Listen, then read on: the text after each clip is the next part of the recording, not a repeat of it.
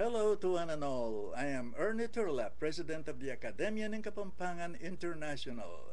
Last year, the Center for Kapampangan Studies under its director, Rabi Tantingko, conducted a contest in Kapampangan Christmas carol writing. Now, the Holy Angel University has got a CD on sale, and it has 14 new and original Kapampangan Christmas carols in it, and all taken from among the winning Christmas carols. Their singers did a very wonderful job, and I'm hereby endorsing it. Here is their new CD, Paskung Kapampangan. Here. Now, to give you just one sample of their songs, here is one entitled Paskua Nin'Dispu, which means Merry Christmas. I'm sure you're going to enjoy it.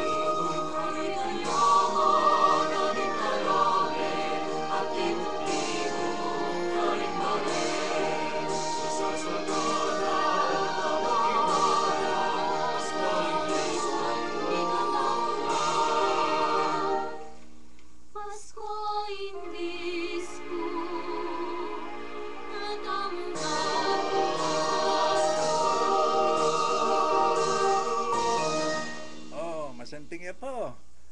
Nung buriya po, munta ko aking Center for Kapampangan Studies para asaliya. Salamat po.